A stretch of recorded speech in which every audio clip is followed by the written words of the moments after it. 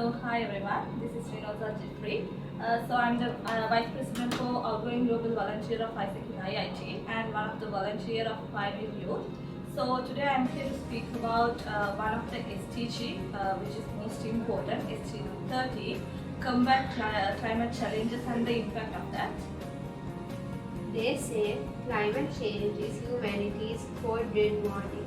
What exactly are the impacts of climate change on our planet? Yeah. So nowadays climate change is one of the biggest issues we are facing. So let's say global warming. So rising global temperature is leading us to having a very big heat events which will cause heat exhaustions and dehydration and sometimes even death also. So when it comes to precipitation, changes of precipitation patterns will cause the rainfalls and it will cause to the increase of flood and also it will impact the productivity, like we will have crop failure and water shortage. So apart from that, if we have the melting of ices and it will increase the sea level also. So that also a very big issue that we are facing now. So it can cause the tsunami and even the lots of people will lose their lives also. So that's also one of the biggest issue. Apart from that, it will affect the ecosystem. So it will affect the migration changes of the birds and animals. And one of the biggest issues is their breeding. So the breeding will affect. So their lifestyle will be affect from that. So apart from that, the human lifestyle will change because even in the pandemic and all we face lots of issues. Some of the disasters also happen. So we can clearly see what are the issues happen and how the human life will be changed according to that. So SDG 13 is one of the considerable thing we need to see. Apart from that, when it comes to economy, the productivity will be come to very less if we had like these issues. So we need to consider because there are lots of human lives as well. What do you think should be the top 3 targets that should be worked towards when achieving this goal? Yeah.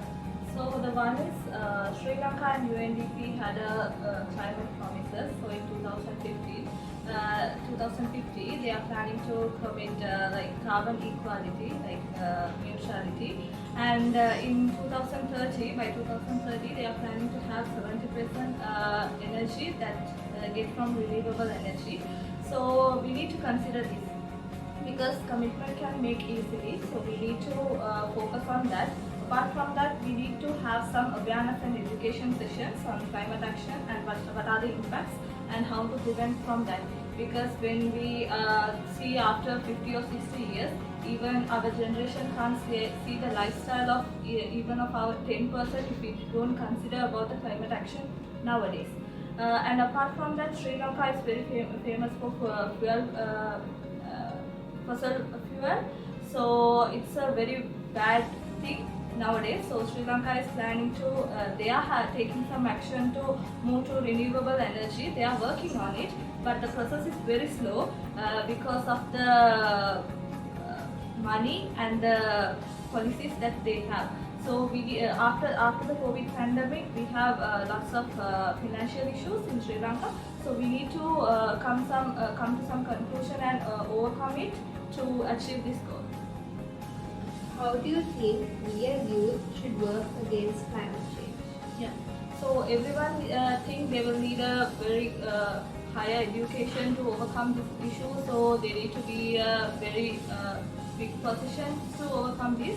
But it's not like that. Even you and me can solve these issues, like working on waste management and educating others about waste management and using public transportation rather than private transportation, and also carpooling. Apart from that, we can have energy consumption. Likewise, we can handle these issues.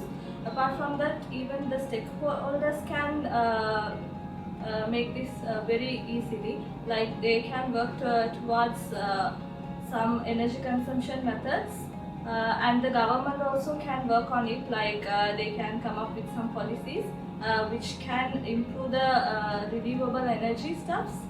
Yeah.